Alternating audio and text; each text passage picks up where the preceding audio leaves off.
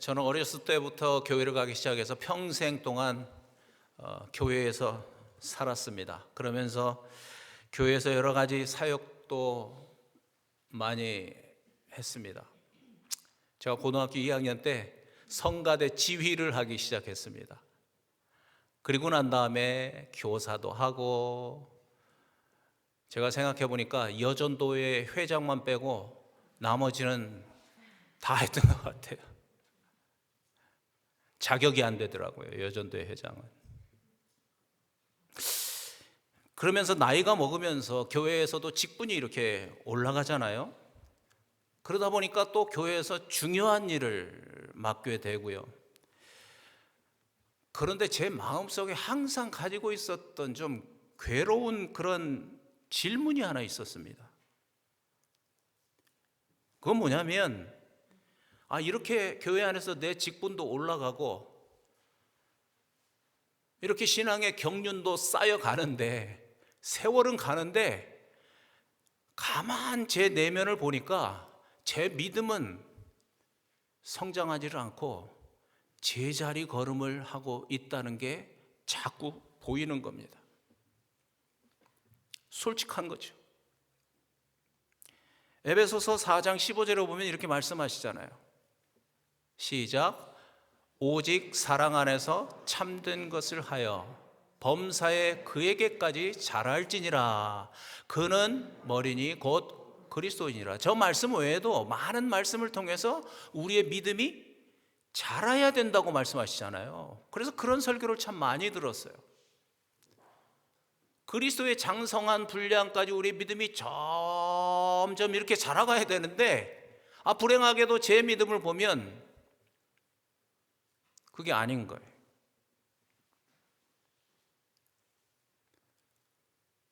업앤다운이 심하죠. 그러면서 어떤 부분들은 그런 말씀을 하면서 위로하시더라고요. 다 그런 거야. 신앙생활은 업앤다운이 있고 그러다 보면 그냥 조금씩 계속해서 잘하는 거야. 그렇게 위로하시는 분들도 있었고요. 어떤 분들은 또 이런 얘기도 하셨어요. 가랑비에 옷이 젖듯이 그냥 인내하면서 교회 열심히 다니다 보면 네 믿음은 점점 그렇게 자라게 될 거야. 그런 위로의 말씀도 기억이 나요. 어떤 분은 콩나물에 물을 주듯이, 콩나물 젊은 세대는 잘 모르겠네요. 콩에다가 물을 주면 물이 다 밑으로 빠져버려요. 그렇지만 콩나물은 점점 자라죠. 그런 말로 위로를 참 많이 받았어요. 그래서 그럼 언제는 되겠구나. 그런 희망을 가지고 교회 가서 열심히 일도 하고 그랬죠. 그런데 시간이 좀 지나고 보니까 과연 그 말이 맞나? 그런 생각이 드는 거예요. 솔직히 말하면 그냥 사람을 교회에다가 잡아두려고 하는 그런 수법이 아닌가, 그런 의심까지도 들더라고요.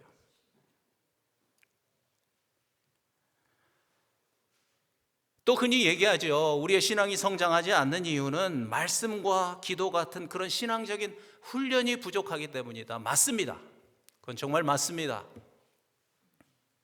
말씀과 기도 중요하고 제자 훈련도 중요합니다. 그럼에도 불구하고 저는 신학교에서 4년 반 동안 공부를 했잖아요. 그래서 성경적인 지식도 많아졌고 신학적인 지식도 많아졌는데, 솔직히 말씀드리면 제 신앙이 신학교에서 성장했다고 말씀드리기는 조금 어렵습니다. 우리 백 목사님 어떠신지.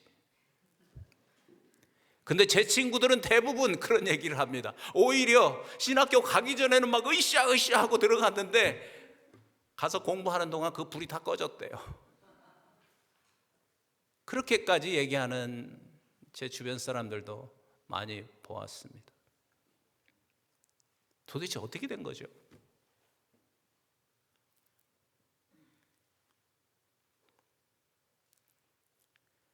그런데 저는 이 시간에 여러분을 위로하기 위한 그런 말씀 드리고 싶지 않습니다. 사실을 말씀드리고 싶습니다. 정확한 사실. 믿음이 성장하지 않는 이유는 가장 중요한 것 하나, 그것이 잘못되었기 때문에 그런 겁니다. 그걸 오늘 말씀드리려고 하는 겁니다. 무엇이 잘못되었을까?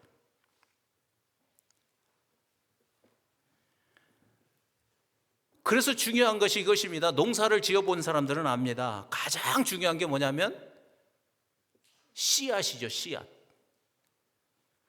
아무리 땅이 좋아도 거기에다가 죽은 씨앗을 뿌려놓고 비료도 주고 물도 주고 아무리 기다려도 싹은 나오지 않습니다.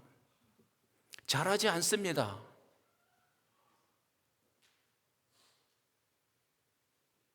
죽은 씨앗을 심었기 때문에 그런 겁니다. 그러니까 우리가 알아야 될 건 뭐냐면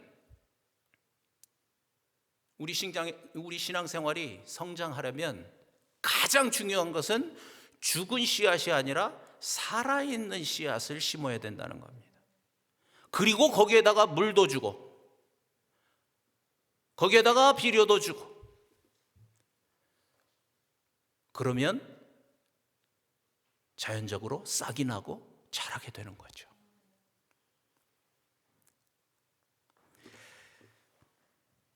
그래서 사도 바울이 고린도전서 3장 6절에 이런 얘기를 해놓은 겁니다.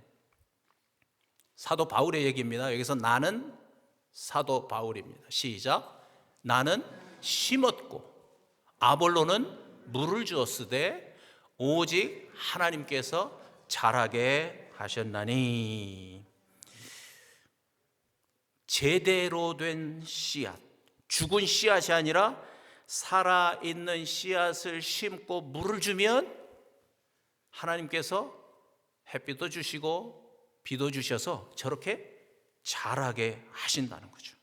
그렇다면 이제 우리의 관심을 점점 좁혀가 봅시다. 도대체 이 살아있는 씨앗, 사도 바울이 심었다고 하는 이 살아있는 씨앗이 구체적으로 뭘까? 그게 오늘 우리가 읽었던 골로새서 1장 25절부터 쭉 기록되어 있는 말씀인데 이제 한 절 한 절 차근차근 한번 보도록 하겠습니다. 25절과 26절 말씀을 다시 한번 보려고 합니다. 여기서 내가도 역시 사도 바울이죠. 시작. 내가 교회의 일꾼 된 것은 하나님이 너희를 위하여 내게 주신 직분을 따라 하나님의 말씀을 이루려 함이니라. 이 비밀은 만세와 만대로부터 감추어졌던 것인데 이제는 그의 성도들에게 나타났고, 하나님께서 사도 바울을 교회의 일꾼으로 세우신 목적이 있다고 지금 말씀하시죠. 그 목적은 뭐냐면 하나님의 말씀을 이루려 함이라. 예언된 하나님의 말씀을 fulfilled, 성취하기 위해서, 이 땅 가운데 이루기 위해서 사도 바울을 교회의 일꾼으로 부르셨다는 거예요. 그런데 이어서 하신 말씀이 뭐냐면 그 비밀은 오래전부터 감추어져 있던 것이라는 거예요.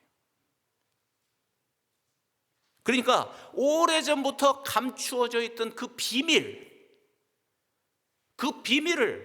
사도 바울을 교회의 일꾼으로 세우셔서 그 비밀을 이 세상 가운데 풀어놓기를 원하시는 거죠. 그러면 이제 우리가 또 하나 관심을 가져야 되겠죠. 도대체 그 비밀이라는 게 뭘까? 그 오랫동안 감추어져 있던 그 비밀이 구체적으로 뭔가? 연결된 27절 말씀이 말씀하세요. 이제 이 말씀을 집중해서 봐야 돼요. 여기에 그 비밀이 나와 있습니다. 시작. 하나님이 그들로 하여금 이 비밀의 영광이 이방인 가운데 얼마나 풍성한지를 알게 하려 하심이라. 이 비밀은 너희 안에 계신 그리스도니 곧 영광의 소망이니라. 한 번 더 읽을까요? 시작. 하나님이 그들로 하여금 이 비밀의 영광이 이방인 가운데 얼마나 풍성한지를 알게 하려 하심이라. 그러면서 이 비밀은 너희 안에 계신 그리스도니 곧 영광의 소망이니라. 여러분, 이 비밀을 아셨습니까? 하이라이트까지 해놨는데 안 보인다고 그러면 큰일 나죠? 이 비밀은 다른 것이 아니었습니다. 그 오랫동안 숨겨져 있던 그 비밀은 너희 안에 계신 그리스도.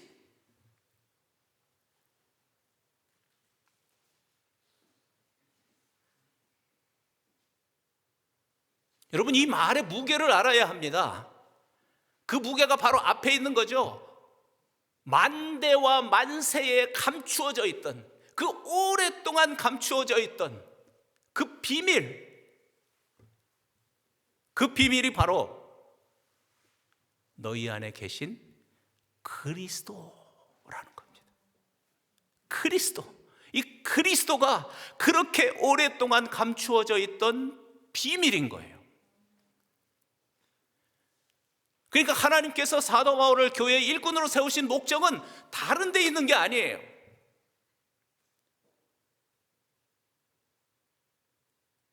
바로 이 비밀, 이 그리스도를 세상에 펼쳐 보이기 위해서 사도 바울을 교회의 일꾼으로 세우신 것입니다. 그 다음에 있는 말씀을 보면 더 확실하죠. 28절 이미 떴네요. 시작. 우리가 그를 전파하여. 여기서 그가 이제 누구겠어요? 그리스도죠. 그죠? 비밀, 그리스도.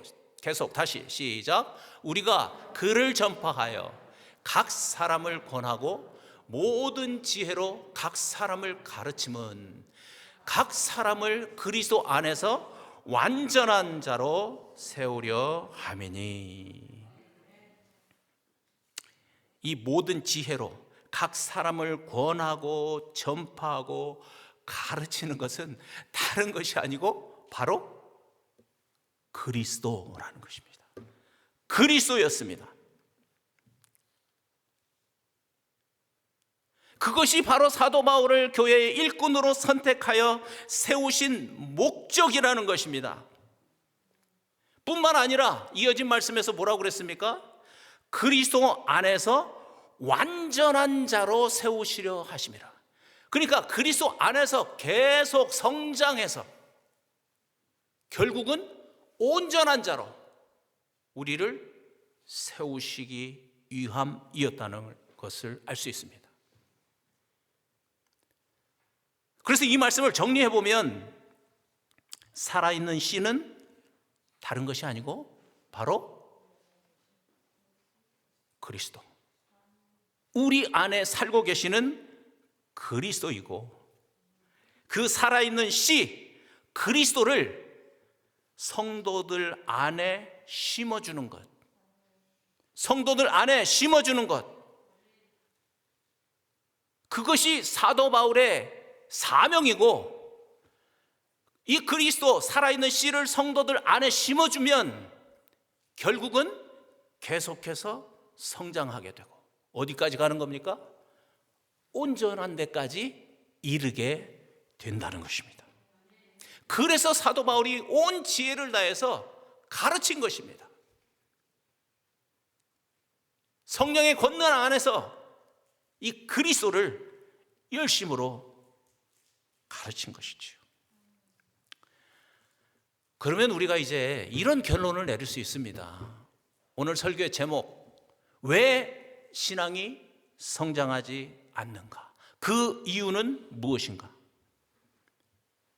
그 결론을 내릴 수 있겠죠? 만약에 내 신앙이 계속해서 성장하지 않고 있다면 다른 이유가 있는 것이 아니라 나는 그리스도인이라고 말을 하지만 그럼에도 불구하고 그 사람 안에는 그리스도가 없기 때문이라는 거예요.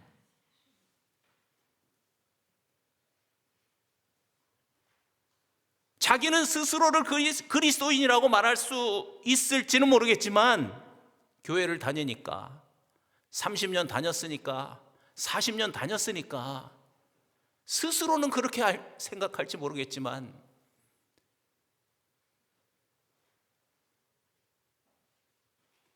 그리스도가 그 안에 없으면 신앙은 항상 제자리 걸음입니다. 거기에다가 아무리 비료를 주어도, 아무리 물을 부어도 그 씨앗은 자라지 않습니다. 여러분, 그 경험을 저도 해봤습니다. 성경 열심히 읽으면 믿음이 좋아진다 그래서 우리 장로님 어제도 간증하셨는데 성경 100번 읽으셨답니다. 그러면 성경 50번 읽은 사람보다 성경 100번 읽은 사람은 2배로 믿음이 좋아질까요? 또 이런 말 하면 꼭 그럼 성경 읽지 말라는 말이에요? 이러고 대드는 사람이 있어요. 그 얘기를 하자는 게 아니죠. 지금 진짜 당신 안에 살아있는 씨가 있느냐를 보려는 거예요. 그리스도가 있는가? 이것이 우리 신앙생활의 첫 스텝, 첫 번째 단추라는 거예요. 그게 없으면 어떤 신앙적인 노력도 다 허사가 되는 거예요. 잘하는 것 같은데 보니까 또 그 자리에, 뭔가 되는 것 같았는데 또 돌아보니까 또 그 자리에, 그런 삶을 사는 거예요. 너무나 이유가 분명해졌죠. 그런데 여러분, 우리가 이 결론을 생각하면서 또 하나의 중요한 결론을 가질 수 있습니다. 그건 뭐냐면 이 말을 뒤집으면 되는 거죠. 어떻게 뒤집어요? 내 신앙이 계속해서 성장하는 신앙. 신앙이, 믿음이 성장한다는 건 삶이 바뀐다는 거죠. 내 삶이 계속해서 거룩한 삶으로 변화되는 그런 삶을 살려면 첫째가 뭐예요? 내 안에 그리스도. 이 비밀. 내 안에 그리스도. 그분이 계셔야 된다는 거예요. 그분이 내 안에 살고 계시면 매주일 듣는 설교가 나에게 부어지는 생수가 됩니다. 내가 묵상하는 하나님의 말씀이 내 믿음을 자라게 하는 비료가 됩니다. 생명의 말씀이 되는 겁니다. 능력의 말씀이 되는 겁니다. 그래서 계속해서 내 믿음이 자라가고 계속해서 내 삶이 변화되는 삶, 거룩한 삶으로 이루어져 가는 것이죠.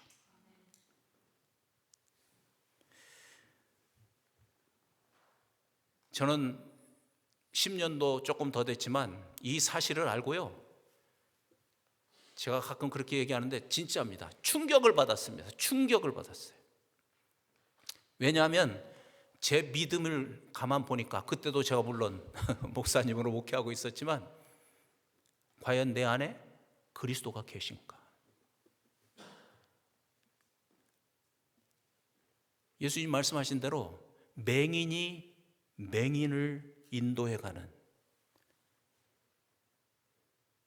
바로 그게 나였구나.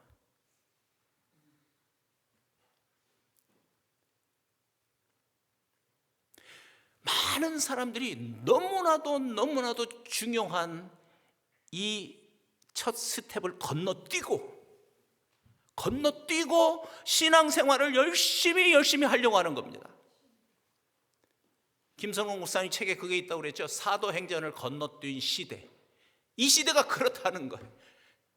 아니, 보통 것은 좀 건너뛰어도 괜찮은데 가장 중요한 것을 건너뛰는 거예요. 그러고 나니까 신앙생활이 헷갈리는 거죠. 질서가 없는 거예요. 성장하지 않는 거예요.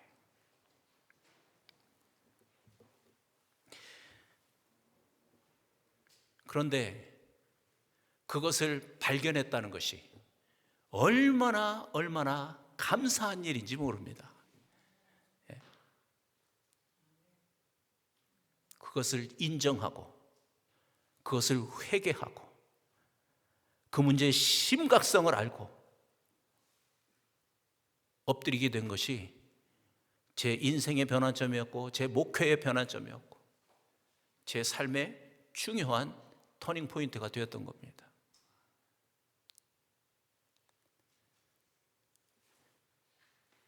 요한계시록 2장과 3장에 보면, 그 당시는 소아시아라고 그러죠. 지금의 지명으로 하면 터키 주변입니다. 여기에 있었던 7 교회에게 부활하신 예수님께서 사도 요한을 통해서 말씀하셨던 그 말씀이 기록되어 있습니다. 그 중에서도 라오디게아 교회가 있지요. 여러분도 아시잖아요. 이 라오디게아 교회가 예수님으로부터 아주 큰 책망을 들었어요. 이유가 뭔지 아시죠? 우리 목사님도 얼마 전에 설교하셨는데, 차지도 않고 덥지도 않은 그런 미지근한 신앙 때문에, 너희가 만약에 그걸 회개하지 않고 계속 그렇게 살면 입에서 내가 토해내 버릴 거야. 입에서 토해내 버린다는 말은 버린다는 겁니다. 말 그대로. 그렇게 심각한 말로 예수님이 이 라오디게아 교회 성도들을 책망했습니다. 여러분 생각해 봐야 합니다. 왜 라오디게아 교회 사람들은 열심히 교회를 다닌 것 같은데 그런 미지근한 신앙 가운데서 신앙생활을 했을까? 이유가 없이 그럴 리는 없잖아요. 그 중요한 이유가 있습니다. 요한계시록 3장 20절 말씀이 바로 그 말씀이에요. 같이 보실까요? 시작. 볼지어다 내가 문 밖에 서서 들어. 여기서는 내가가 누구겠습니까? 부활하신 예수님이에요.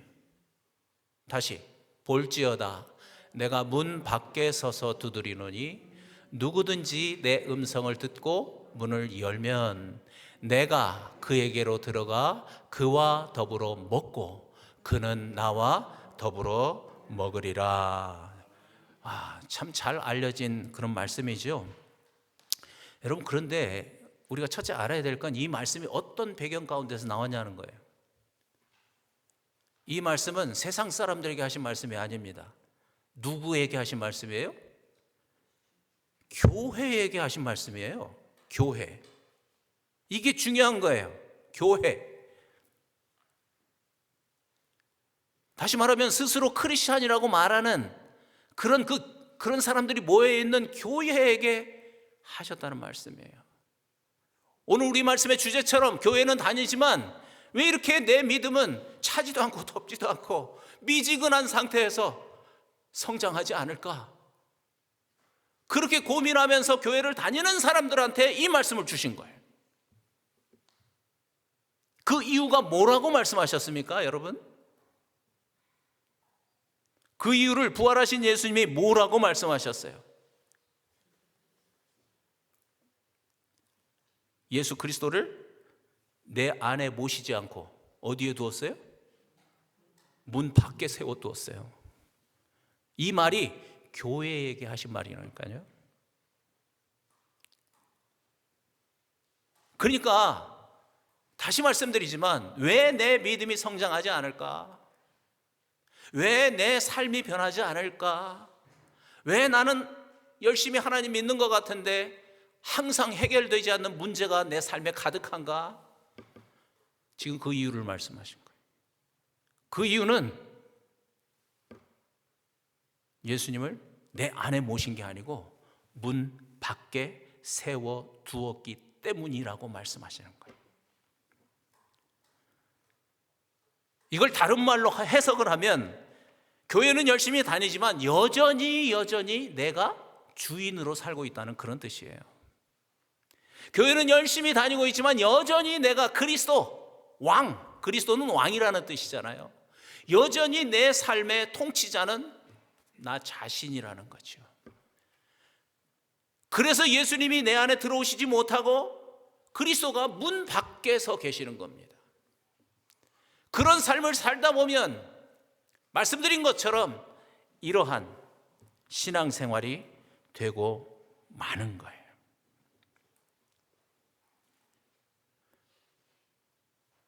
그러나 우리에게 소망이 있습니다. 그 오랫동안 감추어져 있던 그 비밀, 내 안에 계신 그리스도, 그 축복이 우리에게 들어오는 너무나도 놀라운 일이 있습니다. 그것은 하나님의 사랑과 은혜 때문입니다. 왜냐하면 누구보다도 하나님께서 그것을 원하시기 때문이죠. 오늘 말씀을 통해서 예수님이 우리에게 말씀하십니다. 나는 네 안에 들어가서 너와 함께 먹으면서 모든 일상을 너와 함께 살고 싶어. 그 말씀을 하시는 거예요. 이게 바로 오랫동안 감추어졌던 비밀, 내가 네 안에 들어가고 싶어.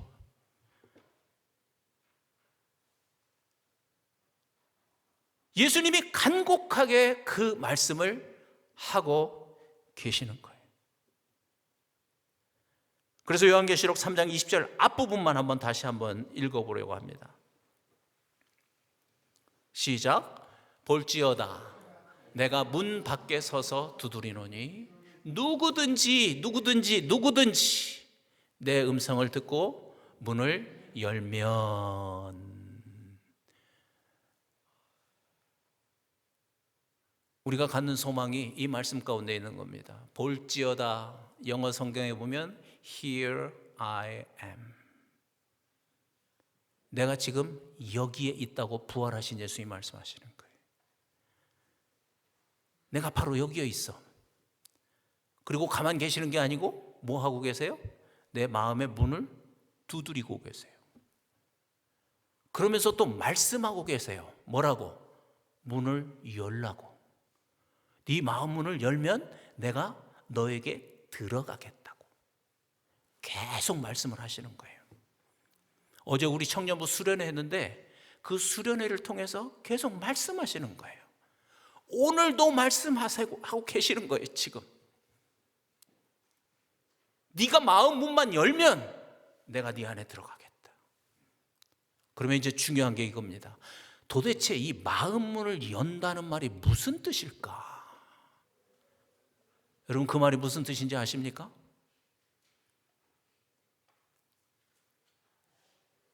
너무나도 중요하죠. 마음 문을 연다는 것은 예수님을 내 인생의 주인으로 모신다는 그런 뜻이죠. 마음을 연다는 것은 예수님을 내 삶의, 내 인생의 왕으로, 그리스도로 모신다는 그런 의미를 가지는 것이죠. 이것을 인정하는 것이 바로 마음의 문을 여는 것입니다. 이것을 인정하고 고백하는 순간 예수님은 우리 안으로 들어오시는 것입니다. 그래서 그 오랫동안 감추어져 있던 그 비밀이 바로 나에게 이루어지는 것입니다. 할렐루야. 그 비밀이 나의 것이 되는 것입니다. 내 안에 살고 계시는 그리스도, 이 비밀이 이루어지는 것이죠.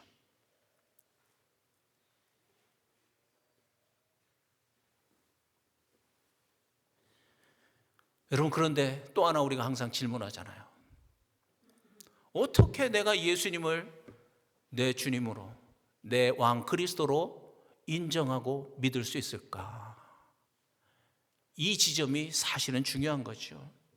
어떻게 우리가 그렇게 할 수 있습니까?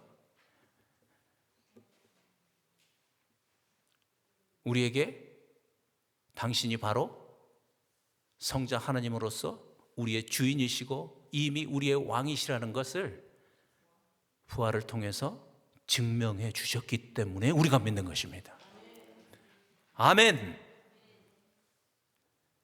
그냥 믿는 것이 아니고, 그냥 말씀하셨으니까 믿는 게 아니고, 그냥 복 받으려고 믿는 게 아니고, 천국 가려고 믿는 것도 아니고,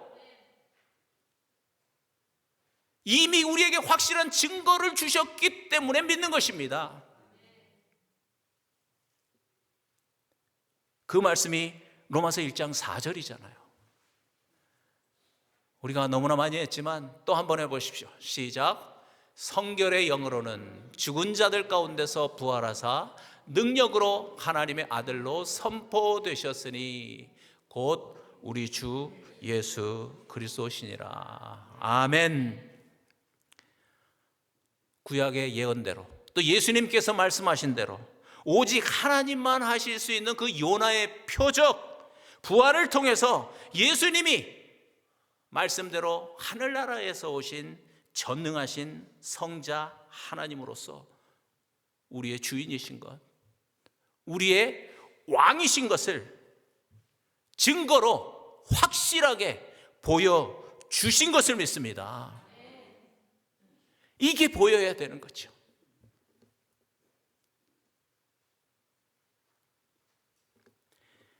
저는 이 말씀을 정말 10년 넘게 이렇게 선포하고 있지만 이 말씀을 이렇게 전달할 때마다 제 가슴이 뜁니다.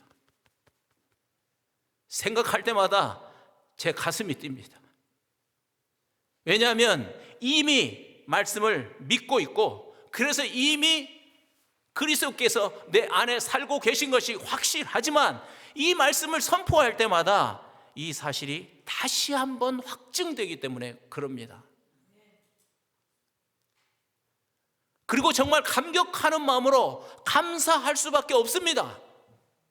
왜냐하면 오늘 말씀에서 나온 것처럼 그 오랫동안 만세 만대에 감추어져 있던 그 비밀, 너희 안에 계신 그리스도, 그 비밀이 나에게 이루어졌구나. 나에게 이루어졌구나. 이게 확증이 되기 때문에 감사하지 않을 수가 없는 거지요. 어떻게 그 신비하고 놀라운 그 비밀이 나에게 이루어졌을까? 더 이상 무엇이 필요하겠습니까?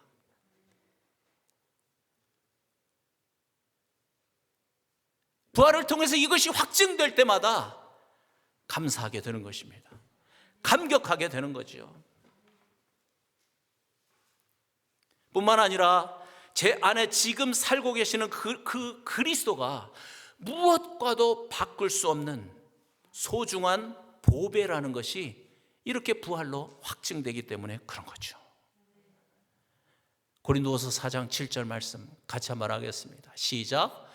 우리가 이 보배를 질그릇에 가졌으니 이는 심히 큰 능력은 하나님께 있고 우리에게 있지 아니함을 알게 하려 함이라. 여러분 아멘 되시죠? 살아있는 씨앗 그리스도를 품은 자들은 내 안에 계시는 보배로 인해서 계속해서 성장하는 믿음이 되는 것을 믿습니다. 계속해서 삶이 거룩한 삶으로 변화되는 것을 믿습니다. 누구의 능력으로? 보배의 능력으로. 내 안에 들어오신, 그래서 지금 살고 계시는 그분의 능력으로 우리의 믿음이 성장하고 우리의 삶이 그렇게 변화되어지는 것입니다.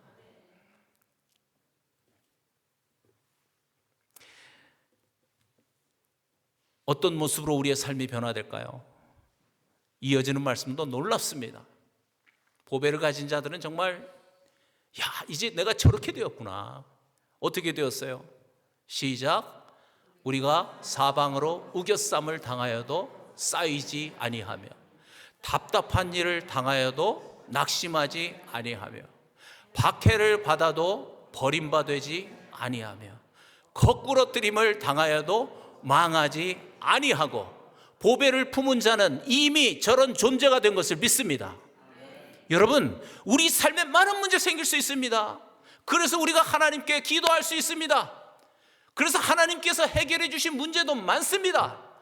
그럼에도 불구하고 우리의 삶에는 여전히 내가 해결할 수 있는 그런 많은 문제들이 있는 것도 사실입니다. 중요한 것은 보배를 품은 자들은 그럼에도 불구하고 그 문제에 매몰되지 않는다는 겁니다. 그런 존재가 되게 하신 겁니다. 우리의 마음을 답답하게 하는 그런 문제 생길 수 있습니다.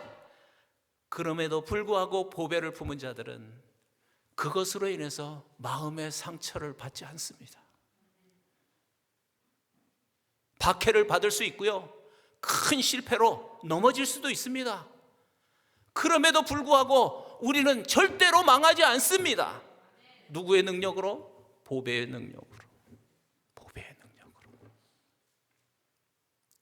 오히려 그런 내 인생의 어려운 문제들을 통해서 보배의 능력을 경험하게 되죠. 경험하게 되는 거예요. 그러면서 우리의 믿음이 더 성장하고 우리의 믿음이 더 단단해지는 것입니다.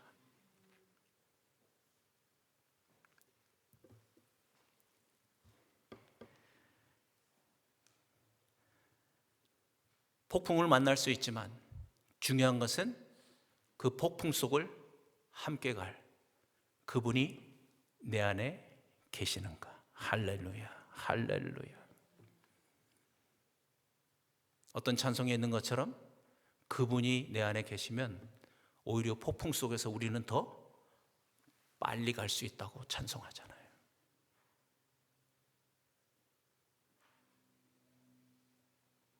오래전 만세로부터 감추어졌던 그 비밀은 뭐라고요? 내 안에 계신 그리스도. 이것이 그 비밀이었습니다. 제가 항상 말씀드리지만 구약의 성도들은 이 비밀을 누리지 못했습니다. 오직 성자 하나님 예수 그리스도가 이 땅에 오셨고 그가 죽으시고 부활하심으로 인해서 이 비밀이 이 세상 가운데 드러나게 된 것을 믿습니다.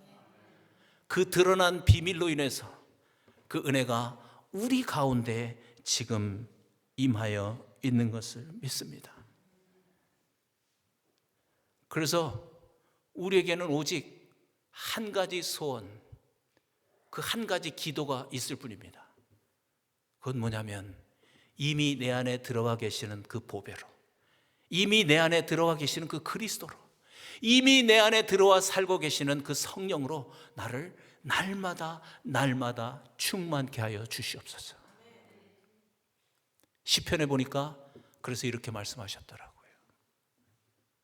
시작.